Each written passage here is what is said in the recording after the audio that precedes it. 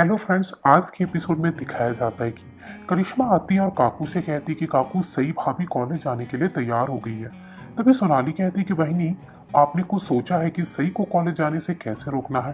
तभी काकू कहती है कि सई कॉलेज नहीं जाएगी, तुम बस देखती जाओ सोनाली। डॉक्टर होने का सपना देख रही है ना वो, उसका इलाज तो मैं करूंगी। तभी आप देखेंगे सई बहुत ही एक्साइटेड होकर कॉलेज जाने के लिए तैयार हो गई होती है और वो नीचे आ रही होती है। तभी वो सबसे पहले मौसी से मिलती है और कहती है, मौसी, आपसे मिले बिना मैं कॉलेज कैसे जा सकती हूँ। सबसे पहले तो मैं आपसे ही मिलने वाली थी। तभी वो सई को दही और शक्कर खिलाती है और कहती है, आज तुम्हारे कॉलेज का पहला दिन है तो मुंह मीठा करके जाओ। आज तुम्हें कॉलेज जाते हुए अगर तुम्हारे आबा दिखते ना तो बहुत खुश होते। तुम्हारे आबा का सपना था कि तुम्हें कॉलेज जाते हुए देखें। तभी सही काफ़ी ज़्यादा इमोशनल हो जाती है। तभी मौसी उससे कहती है, तो बिल्कुल परेशान मत हो, तू जा, तुम्हारे आबा जहाँ भी होंगे बहुत ही खुश होंगे। तभी आप देखेंगे कि वो कहती है, मैं जाके अभी आई से भी आशीर्वाद ले लेती हूँ। तभी वो आई का आशीर्वाद लेने के लिए जाती है तो वहाँ पे अश्विनी काफ़ी गुस्से में होती है और कुछ भी नहीं कहती है। वो बार बार उनसे माफ़ी मांगती, कहती कल जो कुछ भी हुआ आई उसके लिए माफ़ कर दीजिए, अब अभी तक गुस्से में है। और वहाँ वो अश्विनी को मनाने की बहुत कोशिश करती है। फिर अश्विनी मान जाती है। अश्विनी उससे कहती है कि सही, इस घर का हर एक आदमी मोटा मोटा चश्मा लगाकर तुम्हारी गलतियां ढूंढने की कोशिश कर रहा है। उसे मौका मत दो सही। और एक बात याद रखना, शाम को ठीक 7 बजे से पहले तुम घर वापस जरूर आ जाना।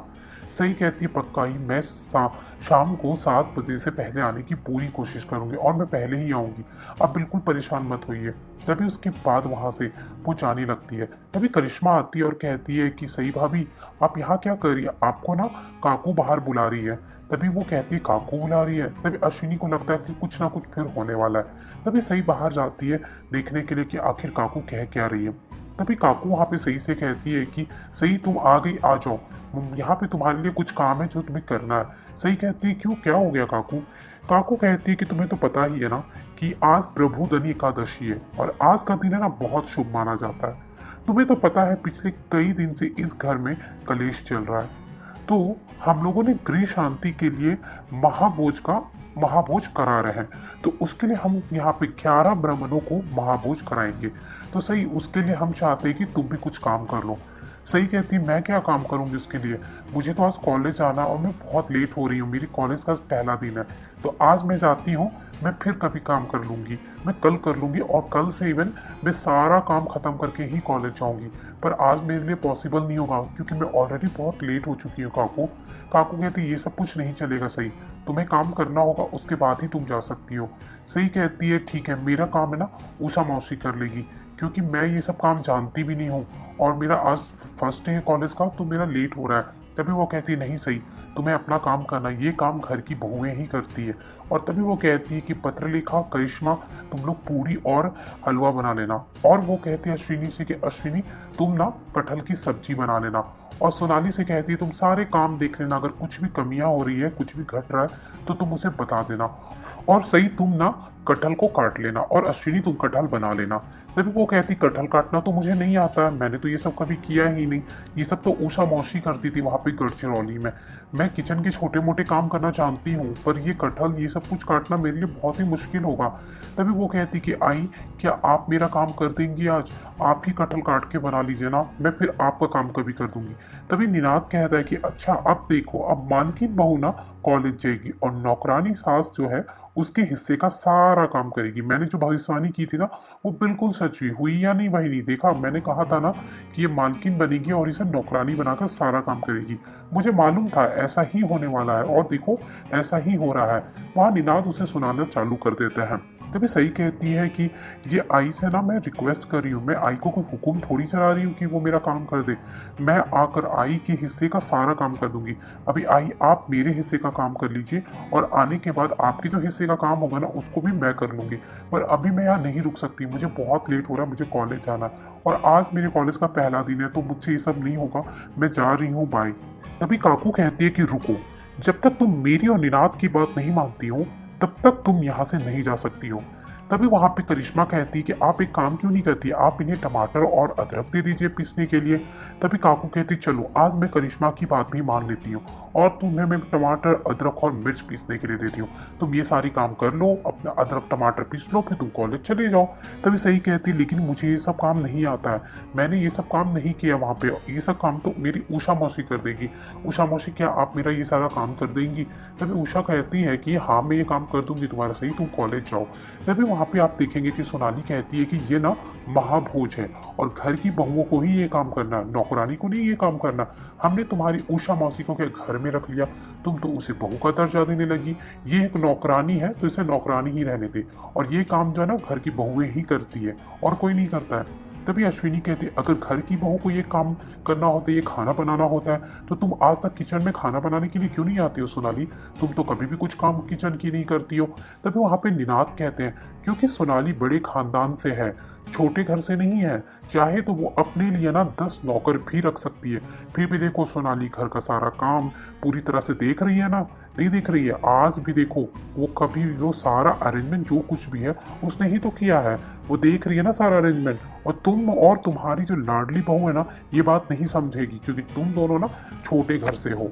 तभी काकू कहती है अरे हमारी पत्रलेखा को ही देख लो, पत्रलेखा हमारी सहन्नु कुड़ी खानदान की मराठा लड़की है, इतनी पढ़ी लिखी लड़की है, फिर भी जब भी उसे हम कोई भी काम देते हैं ना, कोई भी काम उसे दी जाती है ना, वो एक शब्द मुंह से नहीं निकालती, वो सारे काम ही करती है वो। वहाँ पे वो पत्रलेखा की काफ़ी तारीफ करने लगती है। तभी पाखी कहती है कि बड़ी मामी मुझे मेरे आई बाबा ने यही सब सिखाया है कि जब भी कोई आपको कहे ना, आपके सास ससुर आपसे कुछ कहे, आपके ससुराल वाले आपसे कुछ कहे ना, तो उस काम को ऐसे ही कर लेना चाहिए, हमने यही अपने घर में सीखा है। तभी सही कहती लेकिन मुझे जाने दीजिए, मुझे ये सब काम नहीं आता और मेरे आज कॉलेज का पहला दिन है तो मैं ये सब नहीं कर पाऊंगी, बाद में आप मुझे जो बोलेंगे ना मैं कर लूंगी, पर आज मुझसे ये सब कुछ नहीं होगा। तभी पाखी कहती है कि मैंने सही जैसी खुदगर्ज लड़की आज तक नहीं देखी है जो सिर्फ अपने बारे में सोचती है। तभी काकू कहती है जिसने तुम्हें इस घर में रहने के लिए छत दिया, तुम्हें सहारा दिया, इस घर में तुम्हें जगह दी, तुम उसके लिए भी कुछ नहीं कर सकती हो? तुम्हें ना सिर्फ लेना आता है और जब देने की बात आती है तो तुम कभी देती नहीं हो। हाँ, बैग उठाकर इस घर से निकलने लगती हो और कभी कुछ तुम करना ही नहीं चाहती हो। तभी पाखी कहती है कि सही कहा बड़ी मामी, सही एक ना एहसान फरामोश लड़की है। विराट ने इसके लिए क्या क्या नहीं किया और कितना कुछ कर रहे हैं, फिर भी उनके लिए उसके बदले ये एक कुछ काम नहीं कर सकती है इस घर के लिए। तभी सही कहती मैं ऐसा कुछ नहीं की हूँ, और आपको अगर कुछ ऐसा लग रहा है और आपको कुछ पता नहीं हो तो आप ऐसा मत बोलिए पाखी दीदी। मैंने विराट सर से कहा है कि जो भी पैसे खर्च कर रहे हैं ना वो मेरे ऊपर, जो भी कुछ वो मेरे लिए कर रहे हैं ना मैं सब लौटा दूंगी। पाखी कहती है पैसे तो तुम लौटा दोगी सही, लेकिन विराट तुम पे जो एहसान कर रहा है, उसने जो इस घर के लिए तुम्हारे एहसानों का कर्ज कैसे उतारोगी तुम? और जो वो इस घर में तुम्हारे लिए लड़ाई कर रहा है, तुम्हें पता नहीं तुम्हारे एडमिशन के लिए विराट ने घर में सबसे झगड़ा कर लिया, और विराट ने तुम्हें क्या तुम्हारे लिए विराट ने नहीं किया, वो ना अपने बारे में सोचा और ना कुछ भी सोचा, अपनी फैमिली से भी लड़ लिया हो तुम्हारे लिए, तुम उसके लिए क्या एक छोटा सा काम भी नहीं कर सकती हो? पाखी वहाँ पे सही को बहुत सुनाने लगती है, सही को बहुत ज़्यादा बुरा लगता है पाखी की बात सुन के। तभी वहाँ पे आप देखेंगे कि वो कहती है मुझे विराट के लिए ना बहुत बुरा लग रहा है। पाखी कहती है बेचारा, शायद वो उसके किस्मत में सही जैसी ही लड़की लिखी हुई थी।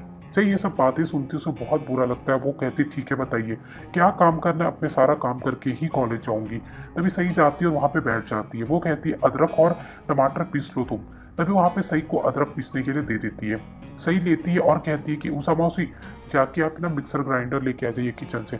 वो कहती है लड़की तुम्हें पता नहीं है कि इस घर में जो सामान पीसे जाते हैं वो हमारे ग्राइंडर में नहीं पीसे जाते, मिक्सर में नहीं पीसे जाते, उसे सिलबट्टे में पीसे जाते, तुम इसी में पीसो ठीक है? तुम्हें इतना भी नहीं पता? हमेशा इधर उधर रहती हो, बिजी रहती हो, तो तुम्हें पता कैसे रहेगा इस घर में कि क्या नियम और कानून है?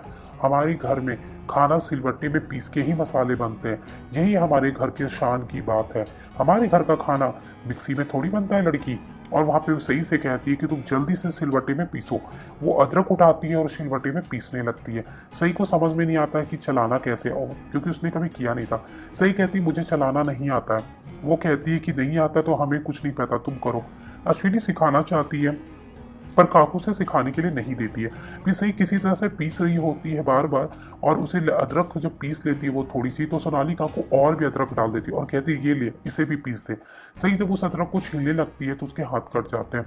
जैसे उसके हाथ कट जाते हैं, वो लोग परेशान होकर अश्विनी और मौसी आ जाती है और देख रही होती है कि क्या हो गया।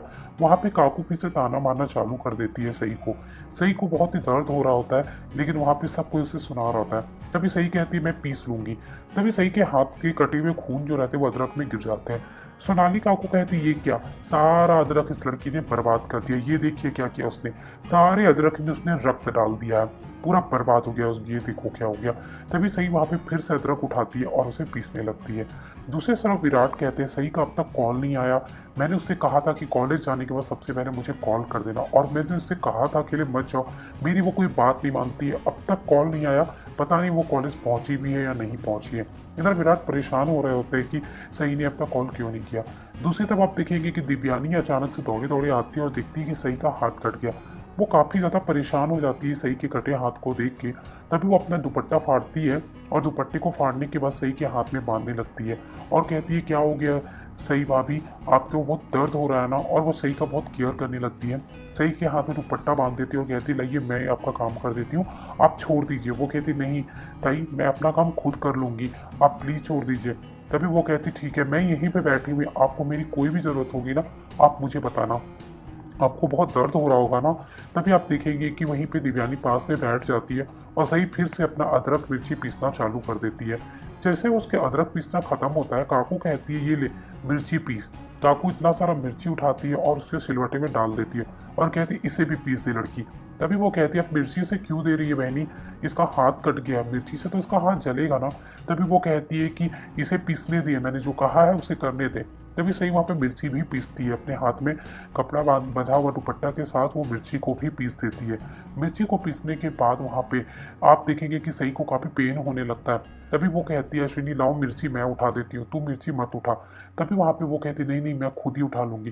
पाखी कहती है कि जब तक बच्चा है ना माँ की आंचल में रहता है ना, कुछ सीखता नहीं है, उसे सीखने के लिए माँ की आंचल से बाहर आना ही पड़ता है। करने दीजिए इसे अपना सारा काम, काम करेगी तभी सीखेगी। और वहाँ पे पाखी भी उसे बार बार ताना मारी होती है। सही मिर्ची मिर्ची सब पीस ली होती है और उसके बाद उसे उठा के वो